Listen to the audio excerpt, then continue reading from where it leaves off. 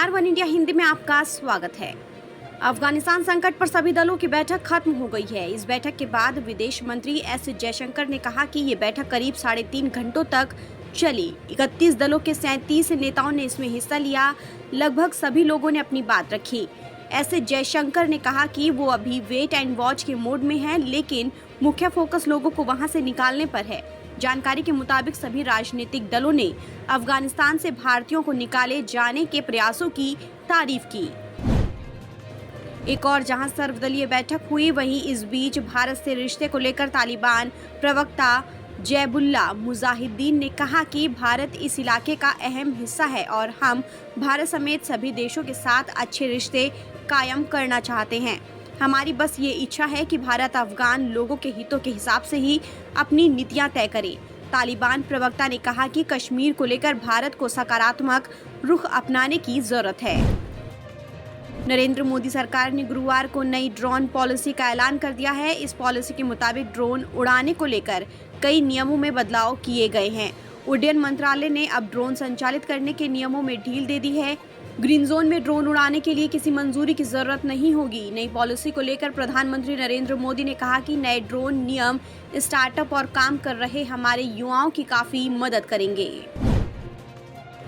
पश्चिम बंगाल में विधानसभा चुनाव के बाद हुई हिंसा के दौरान हत्या और बलात्कार की जांच के लिए सीबीआई ने कुल 9 मुकदमे दर्ज किए हैं। सीबीआई की विशेष जांच टीम फॉरेंसिक टीमों के साथ पश्चिम बंगाल पहुंच चुकी है। माना जा रहा है कि इन मामलों की जांच के दौरान पश्चिम बंगाल सरकार और केंद्र सरकार के बीच एक बार फिर तानातनी बढ़ेगी। 61 कंपनियों पर अवैध तरीके से चीन को लौह अयस्क भेजने के आरोप को सुप्रीम कोर्ट ने जांच के लायक बताया है। कोर्ट ने कहा कि इस बारे में केंद्र सरकार का जवाब देखने के बाद आगे की कार्रवाई पर विचार किया जाएगा। इस दौरान जजों ने याचिकाकर्ता को फटकार लगाते हुए कहा कि उन्होंने पूरी तरह रिसर्च किए बिना याचिका दाखिल कर दी है। अवैध संपत्ति और राजद्रोह जैसी धाराओं में आरोप झेल रहे छत्तीसगढ़ के निलंबित आईपीएस गुरजिंदर पाल सिंह को सुप्रीम कोर्ट से राहत मिली। गुरुवार को सुप्रीम कोर्ट ने उन्हें गिरफ्तारी से राहत दी, साथ ही जांच में सहयोग करने के लिए भी कहा। पिछली सरकार में एंटी करप्शन ब्यूरो के मुखिया रह चुके आईपीएस को राहत देते हुए चीफ जस्टिस ने कहा कि जब कोई सत्ताधारी पार्टी के लिए काम करता है तो सत्ता बदलने पर उसे ऐसे आरोप झेलने पड़ते हैं। एक वक्त में खत्म होती दिख रही कोरोना संक्रमण की दूसरी लहर एक बार फिर से अपना फन उठाने लगी है। त्योहारों की आहट के बीच देश में फिर से कोरोना संक्रमण का खतरा तेज होने लगा है।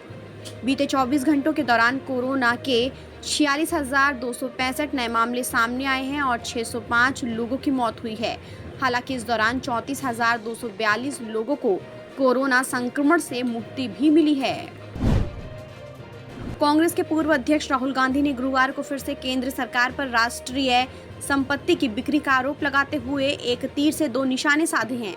उन्होंने ट्वीट किया कि कोविड की बढ़ती संख्या चिंताजनक है। अगली लहर में गंभीर परिणामों से बचने के लिए टीकाकरण की गति बढ़ाई जानी चाहिए। कृपया अपना ख्याल खुद रखें क्योंकि भारत सरकार बिक्री में व्यस्त है।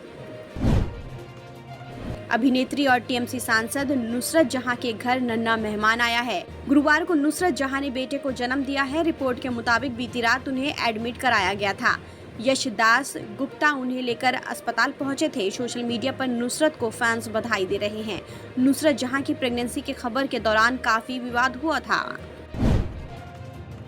सप्ताह के चौथे कारोबारी दिन यानी गुरुवार को दिन भर के उतार चढ़ाव के बाद शेयर बाजार सपाट स्तर पर बंद हुआ।